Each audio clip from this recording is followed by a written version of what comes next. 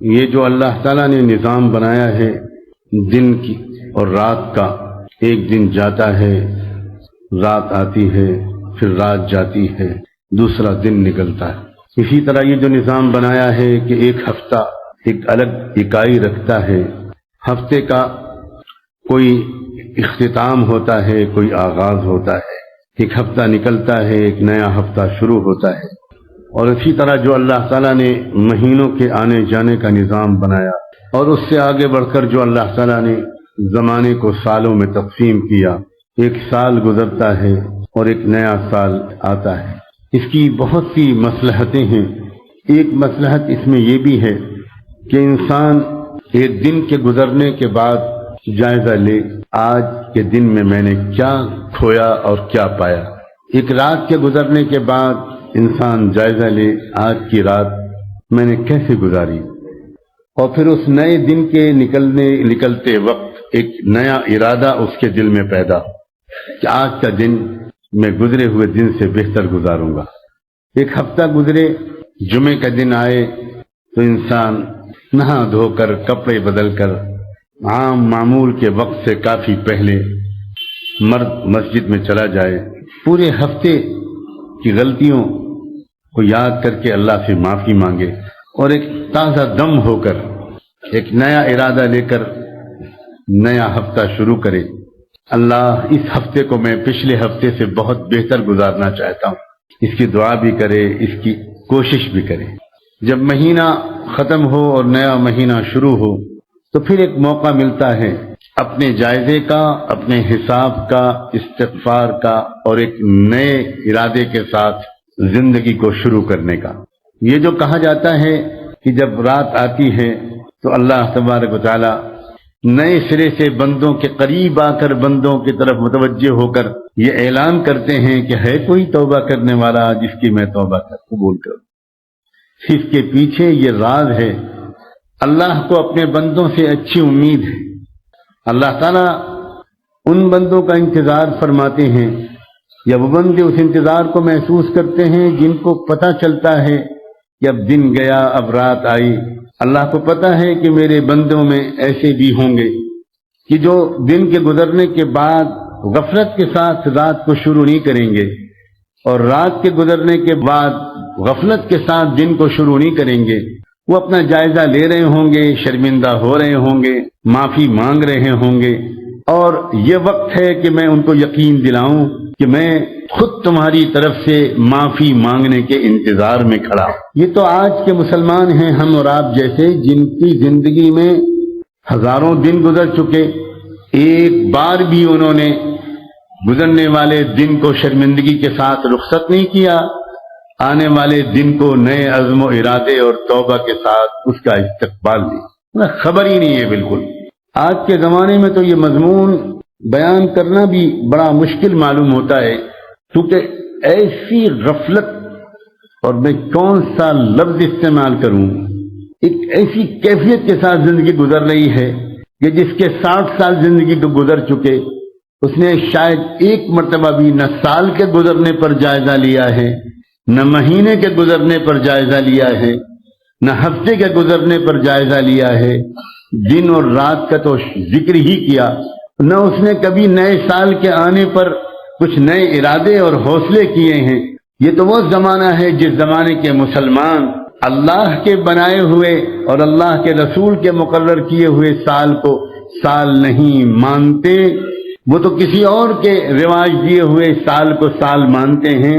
اسی لیے جب وہ سال شروع ہوتا ہے تب ایک دوسرے کو مبارکباد دیتے ہیں، new year, happy new year کے میسج بھیجتے ہیں، اور نہ جانے کیا کیا خرافات کرتے ہیں۔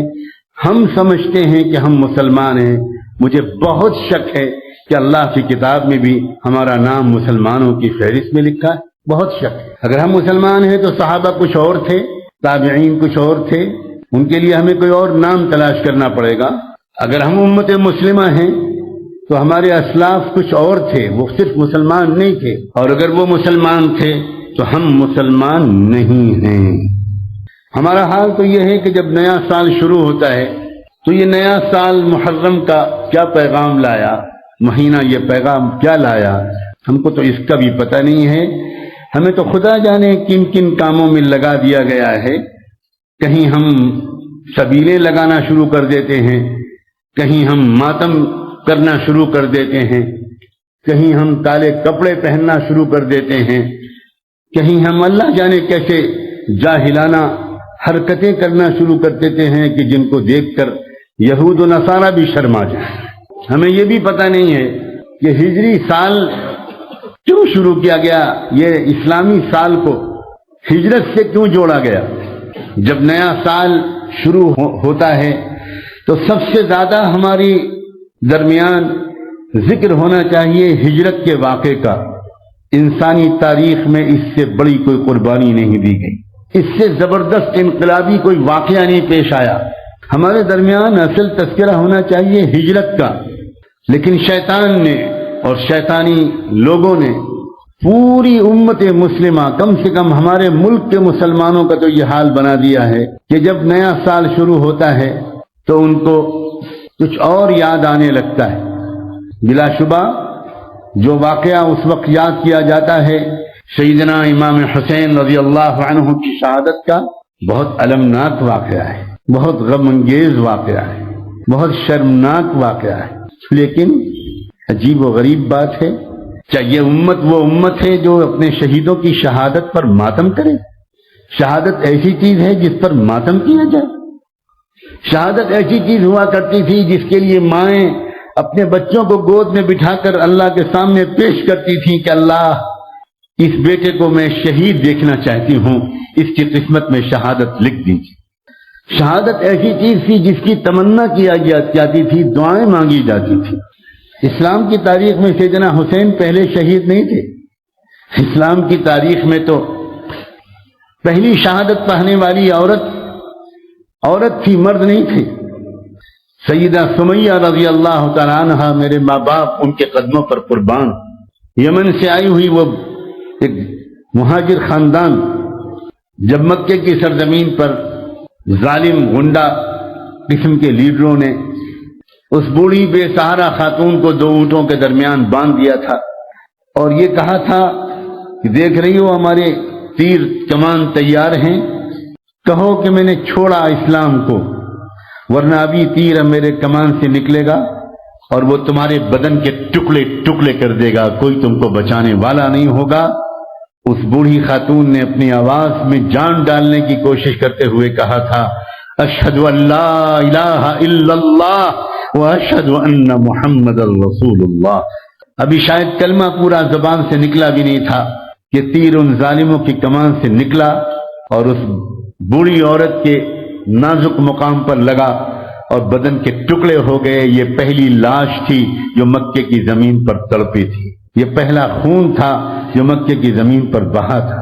اور پھر اس کے بعد وہ جیالے، وہ اللہ کے بندے، وہ ہزاروں صحابہ کرام جو شہید ہوئے، وہ سید الشہداء سیدنا حمزہ رضی اللہ عنہ کی وہ شہادت جس نے رحمت دو عالم صلی اللہ علیہ وآلہ وسلم کی آنکھوں سے بھی آنسو بہا دیے تھے. جس وقت آپ نے فرمایا تھا وَلَكِنَّ حَمْزَةَ لَا بَوَاكِيَ لَهُ، وہ سیدنا مصعب بن عمیر جو مدینہ منورہ میں پہلے علم کے پھیلانے والے صحابی تھے، جن کو رسول پاک صلی اللہ علیہ وسلم نے ہجرت سے پہلے مکہ مکرمہ سے مدینہ اس لیے بھیجا تھا کہ وہ بہت اچھا قرآن پڑھتے تھے، اور مدینے کے لوگوں نے مطالبہ کیا تھا کہ آپ ہمارے درمیان ہمیں علم دین سکھانے والا کوئی معلم بھیج دیجئے. وہ مدینہ کا پہلا معلم و داعی مصعب بن عمیر رضی اللہ عنہ جب جنگ احد میں شہید ہوئے، وہ مصعب بن عمیر جو لکھپتی انسان تھے، جو روزانہ ایک بہترین نیا جوڑا زیب تن کرتے تھے، بہترین خوشبو لگاتے تھے،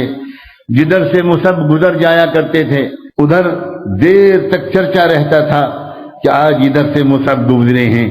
اس خوشبو کی وجہ سے، اس قیمتی خوشبو کی وجہ سے جو وہ لگاتے تھے، بڑے ناز و نعم میں پلے تھے. لیکن جب اسلام لائے، جب سچائی کا دامن تھاما، جب اپنی تمناؤں کا رخ بدلا، جب عہد وفا کیا اور پھر اس کو نبھایا، تو اس حال میں شہید ہوئے کہ جس کپڑے میں ان کا کفن گھر سے لے کر دیا جا رہا تھا، اگر سر ڈھکا جاتا تھا تو پیر کھل جاتے تھے، اور پیر ڈھکا جاتا تھا تو سر کھل جاتے تھے. اس کے سوا گھر میں اور کوئی کپڑا موجود نہیں.